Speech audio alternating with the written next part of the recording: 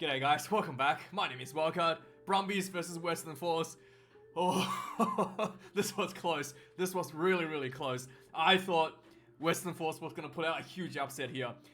We know that the Western Force is one of those teams, if they stay close, they will swing for the fences like a rabid dog. And they did that, exactly that this game. But the Brumbies had an ace in the pocket. Tom Wright, the man, once again, tremendous effort, stepped up for the Brumbies, literally single-handedly winning the game for the Brumbies in the dying minutes to pull the Brumbies back in front of the Western Force to win out the game. This was really impressive. Tom Wright, he had a very impressive game throughout the entire match. He played the full 80 minutes. He set up the first try, and then he set up the last. He scored the first try and set up the last try for the Brumbies to finish the game on a win for the Brumbies team.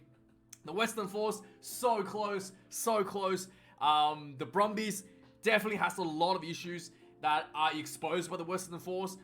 Probably the most surprising is some of the players. There could be, not sure what's going on with some of the players. For example, the Brumbies literally almost lost the game.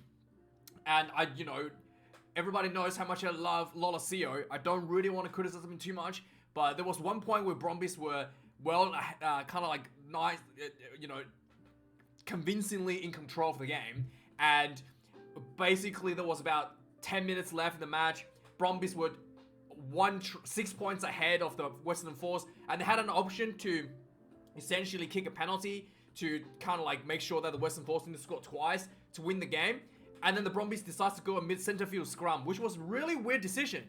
Really weird decision because the Brumbies line-out mauls has been working really well. So they could have just gone for a line-out and gone for a maul and probably would have scored a try like they did twice already in the second half quite easily. So instead of going for the line-out, going for the maul, or taking the 3 points to put the Western Force out of, the one try score range, they decided to go for center field scrum. And, things didn't really go well for the scrum. The ball comes out, ball goes to Lolosio. Lolosio, even the comments that mentioned this, looked like he just fell asleep. His concentration just dropped for about 10 minutes there, where the ball goes out to him, he just drops the ball. And led the Western Force off a hook, big time. And then literally the next 2 minutes later, Brumbies were attacking around the 50-meter mark. He throws a pass to Alan Alatoa, and it was literally by his bootlaces, and Alan Alatoa couldn't catch it.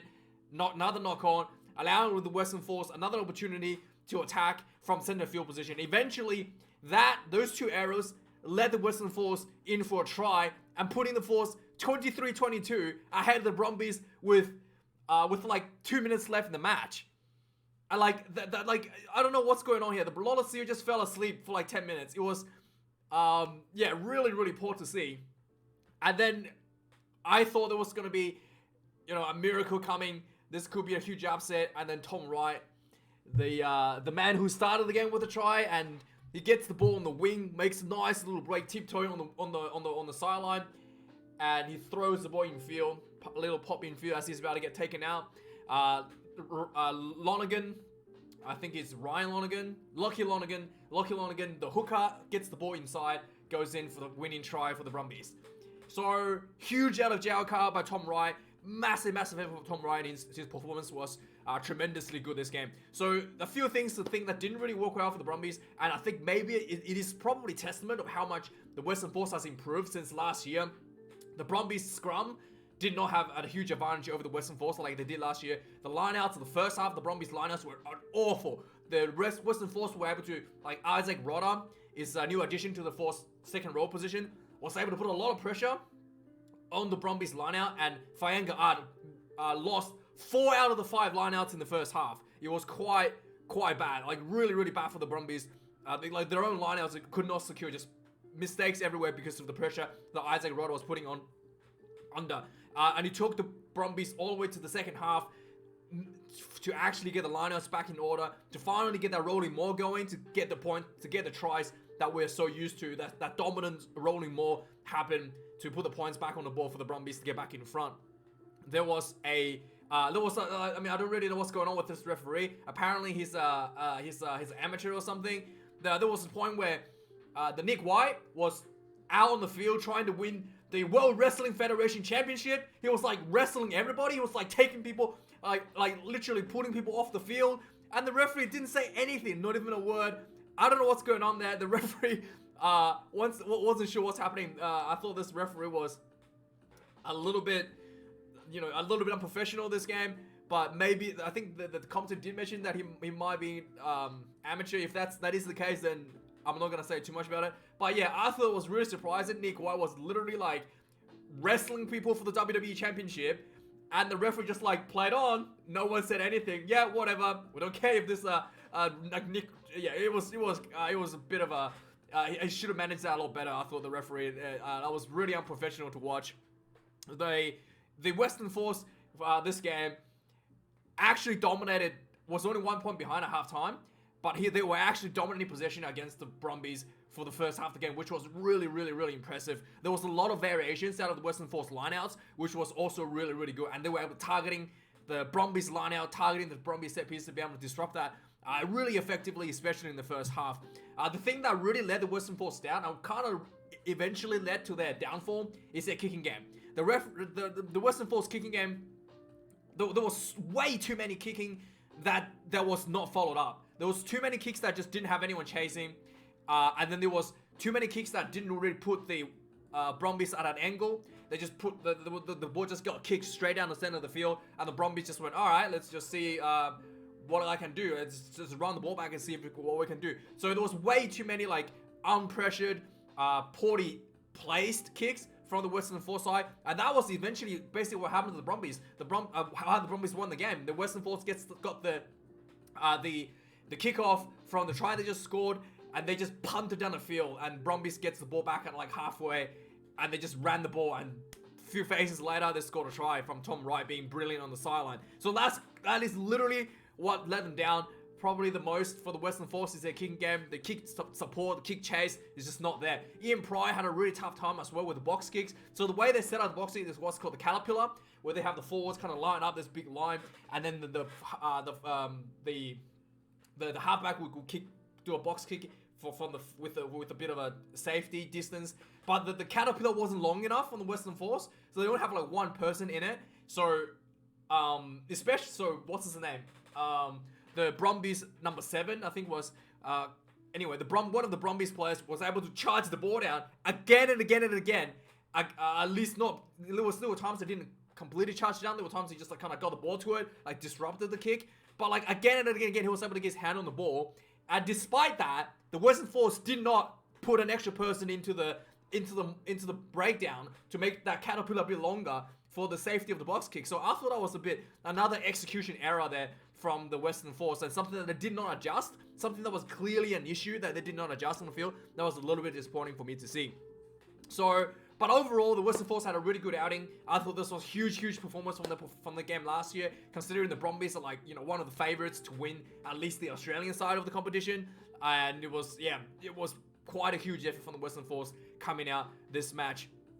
Just to let you know how much the Western Force dominated at halftime. The Western Force had 196 run meters to the Brumbies 96. So over 100 meters more run meters than the Brumbies at halftime. Brumbies considered 10 turnovers and the Western Force only considered 5. The Brumbies had to make 105 tackles at halftime, whereas Western Force only had to make 25 tackles. And the Brumbies lost 4 out of their 5 lineouts at halftime. So a huge effort by the Western Force.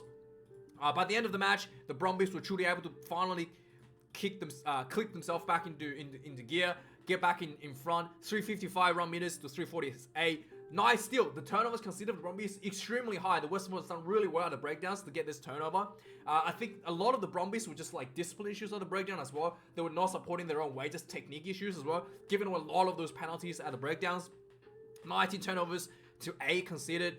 There was 145 tackles since the Brumbies already at 100. They really like managed it a lot better in the second half. 145 end up in total. 18 missed tackles. 9 turnovers, 1 for the Brumbies. And I think eventually the lineouts, so 4 lineouts lost at halftime. They didn't lose any lineouts in the second half. I think there was 1 lineout lost for the Western Force at halftime. No, actually 0 lineout lost at halftime for the Western Force at halftime. So they lost 2 in the second half.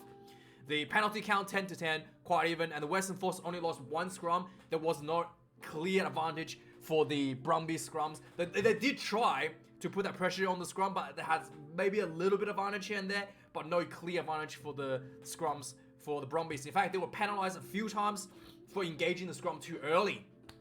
So something that the Brumbies probably have to get the timing a little bit better on the scrummaging side. So let's go over the tries and have a look at what happened. So yeah, this is a mistake right here. The first person who scored a try, I'm 100% sure is Tom Wright.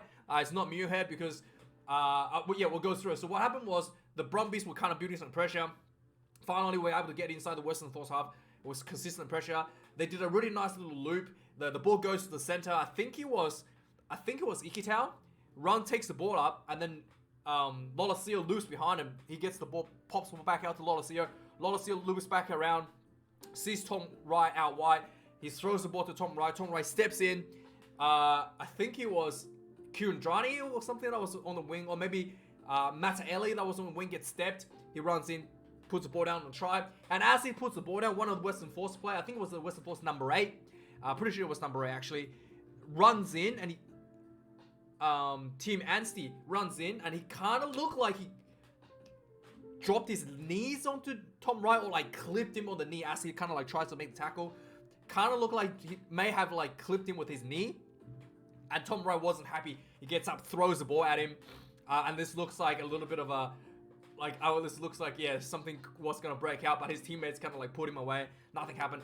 I knew that was Tom Wright because that's definitely not Andy Muirhead who scored the first try for the Brumbies.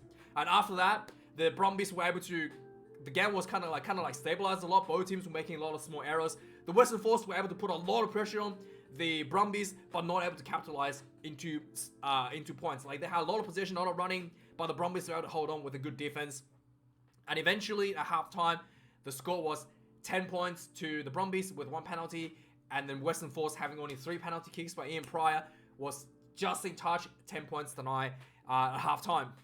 Second half came out, the Brumbies really kicked, both teams kicked up into the gear, but the Brumbies really kind of showed, got, I would say, really got themselves into the form that they had finishing off last year, in the end of the season last year, really finally get themselves back into that shape, I guess, in the second half. The first half, even though it was a warm-up, they finally kind of got everything in place in the second half, and it really started to show a big bit of difference in some of the key areas for the game in the second half.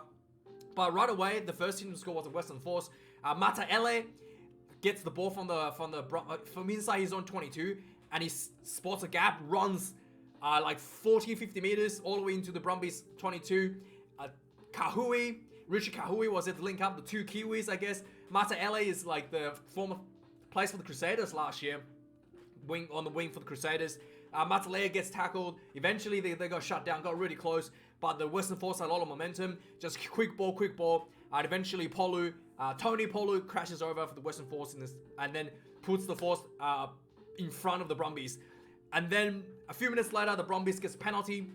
Finally wants to make sure that everything goes back to their most, I guess, their bread and butter of the game plan. The rolling maul, they kick the ball out. Rolling maul sets up perfectly. Western Force was able to stop the rolling maul effectively in the first half, but this second half came in. It was just like the rolling maul from the Brumbies was just stepped up another level, and Western Force were not able to handle it. Fainga'a goes in for the easy rolling maul try on a 46th minute, and then literally 10 minutes later, Brumbies had another penalty. Exact same move once again, kicks the ball out. This time another rolling maul, but this time it's a little bit different. I think the second rolling maul, instead of just pushing instead of being a one big rolling maul, they just split, did a split. So a breakaway side maul went off, and then the Western Force was just completely blown out of water by the second little detached maul. And then second easy try for the Brumbies. And at this point, you're kind of thinking, the Brumbies is clearly way better in the set piece than the Western Force. And Brumbies are ahead by 6 points. And then there's another penalty for the Brumbies 5 meters out from the Western Force side, and there was repeated penalties as well. You thought surely just go for another more or take the 3 points to secure the lead to make sure the Western Force has scored two tries or twice. They call it scoring twice to actually get ahead. So for some reason, Brumbies, instead of going for the maul, or go for the 3 points, opted for a scrum, and then everything turned around. Lola Sleo felt like had a mental, like lapse. The ball comes out, goes to him from the scrum, he drops the ball, and then Western Force were able to get out of jail eventually, and then like a minute later, or a couple minutes later, Lola Sleo throws a poor pass, gets Western Force even further back into Brumbies half. So eventually, the Western Force on the 75th minute was able to build a lot of momentum, a lot of forward momentum. Again, quick balls. While one of the players gets tackled, looks up, sees McIntyre running in support. Beautiful pop ball back up to McIntyre, runs in for a try for the Western Force. At this point, Western Force pulls ahead 23-22. And now you're thinking, well, Brumbies should have gone for that 3 points instead of that centerfield scrum when they got that penalty. And it's really starting to like, look like Brumbies are going to lose this one. And then sure enough, the kicking game, like I mentioned, hurt the Western Force. The kickoff, Western Force, return kick wasn't very good. Brumbies gets the ball, counter attacks. A few phases later, Tom Wright finds himself open space on the wing, runs down the side of the field, pops the ball back into Lockie Lonergan, goes in for the try, seals the game, 29-23. Quite a tight one for the Brumbies to win this one. Really lucky, and Tom Wright once again showed that he probably deserved more time in the Wallabies last year. I thought Tom Wright deserved more time for the Wallabies last year. Once again, this game has showed that just how incredibly talented it is, and I think he definitely deserves more time, and more of definitely the best player today on the field for the Brumbies. Let me know what you think over this game, guys. Let me know if there's any issues you saw in the game. Let me know if you're surprised by the results, and thank you for watching this video, guys. I really do appreciate it. I'll see you guys next week for the news and maybe some other content coming out along the way. Thank you for watching, guys. Have a nice day. Cheers.